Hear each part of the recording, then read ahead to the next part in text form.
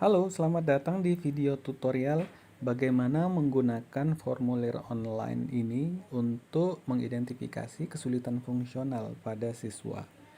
Istilah kesulitan fungsional belajar esensinya sama dengan istilah anak berkebutuhan khusus atau ABK atau siswa dengan disabilitas. Untuk mulai mengidentifikasi, di halaman awal muncul penjelasan singkat tentang istilah tersebut, kemudian kita klik next.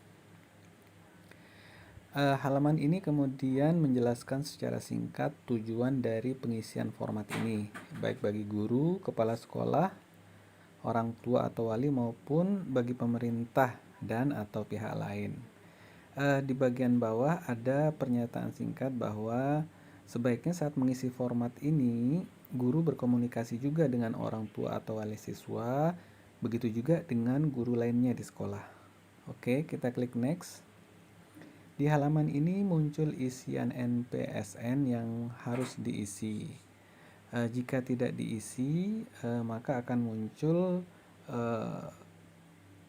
penjelasan ya bahwa NPS ini harus diisi. Jadi kita coba isi. Jika NPSN ini diisi dengan tepat, maka akan muncul data sekolah yang NPSN-nya diisi ya.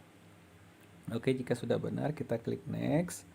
Di sini ada nama guru ya, kita isikan ya. Ya, kemudian di sini nomor handphone guru ya, kita coba secara acak isiannya ya. Nah, ini kita isi kelas.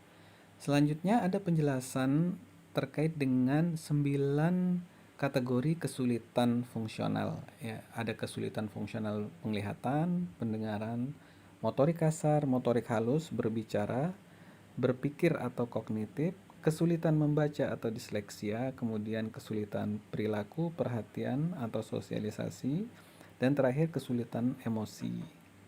Di bagian bawah ada pertanyaan, apakah di kelas guru ada siswa yang memiliki satu atau lebih kesulitan fungsional di atas. Jadi ini pengisian sebaiknya dikoordinasikan berbasis rombongan belajar. Jadi jika sudah ada guru di rombongan belajar tertentu yang mengisi ya secara bersama-sama berkomunikasi, kemudian salah satu mengisi, maka jika ada siswa yang diidentifikasi bisa diklik ya. Jika diklik tidak, maka artinya di kelas tersebut tidak ada siswa yang diduga memiliki kesulitan fungsional berdasarkan penjelasan di atas. Nah, jika pilihan tidak kemudian diklik next, maka ada muncul halaman yang menyatakan bahwa di kelas ini diduga tidak ada siswa yang memiliki kesulitan fungsional belajar. Jika demikian, silahkan klik submit berikut ini. Namun kita saat ini tidak akan mengklik tombol submit.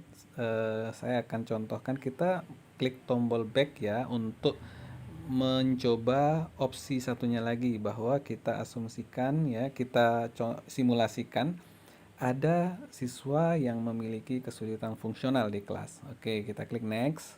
Di sini kita isikan namanya ya, ini kita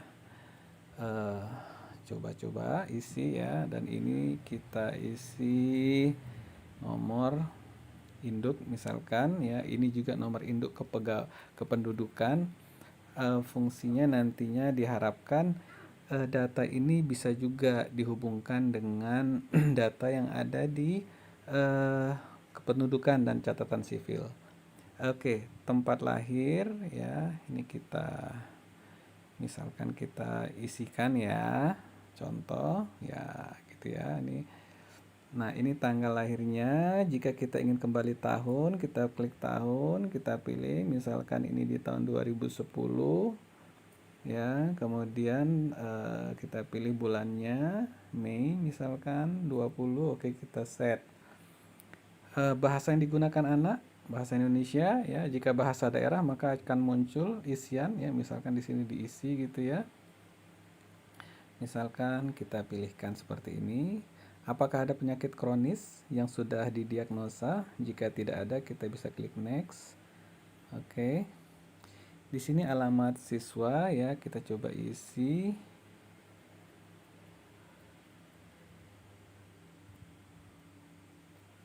Ya, siswa tinggal bersama siapa? Ayah dan ibu ya. Jumlah saudara siswa kita coba isikan. Nama ayah ya, usia ya. Kemudian pekerjaan ayah.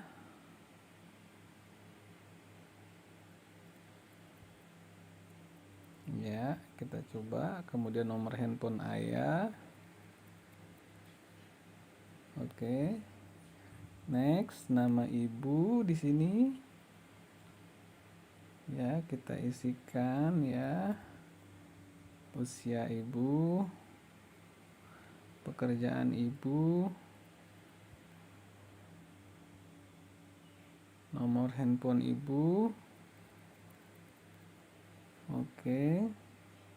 Nah, ini ada pertanyaan, kapan guru terakhir berkomunikasi dengan orang tua atau wali dari Abimanyu ya. Ini kita isikan contohnya sebulan yang lalu.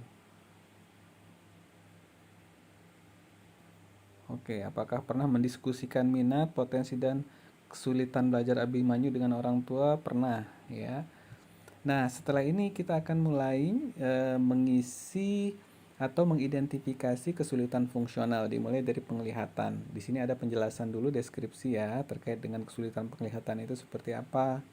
Kemudian ada pertanyaan, apakah Abimanyu menunjukkan gejala kesulitan penglihatan? Ya, jika tidak, maka kita akan lanjut kepada kesulitan fungsional berikutnya. Jika kita pilih ya, maka akan muncul gejala-gejala yang perlu dibaca dan dicentang ya, dipilih sesuai dengan gejala yang ditunjukkan oleh siswa. Misalkan kita pilih seperti ini ya. Oke, kita klik next. Apakah punya kesulitan fungsional pendengaran? Tidak ya. Misalkan kita pilih tidak. Kemudian kesulitan motorik kasar, misalkan kita pilih tidak. Kesulitan motorik halus, misalkan kita pilih tidak. Kesulitan berbicara, kita misalnya memilih ya di sini dan kita pilih gejala-gejala yang tampak pada anak, misalkan gagap, kata-kata sering terbalik. Oke, kita klik next. Berikutnya kesulitan fungsional berpikir, kita misalkan di sini pilih tidak. Selanjutnya membaca disleksia, kita pilih tidak. Kesulitan fungsional yang ke-8, perilaku, perhatian atau sosialisasi, kita pilih tidak.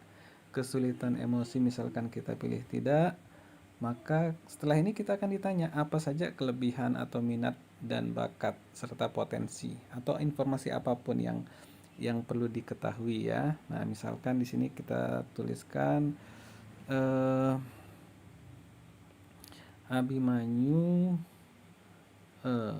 Abimanyu sangat baik dalam menggambar.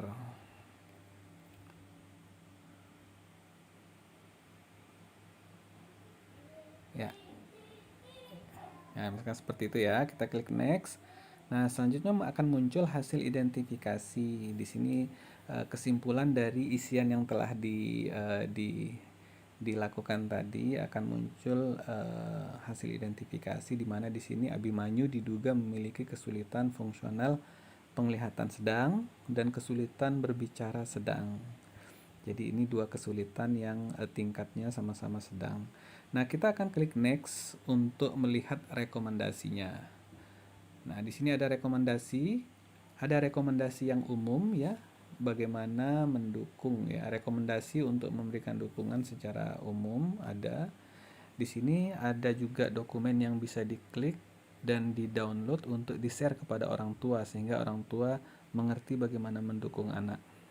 Kemudian akan muncul juga rekomendasi khusus sesuai dengan hasil identifikasi. Tadi kita lihat Abimanyu diidentifikasi memiliki kesulitan fungsional penglihatan sedang dan juga kesulitan berbicara sedang ya. Sini ada rekomendasi yang muncul.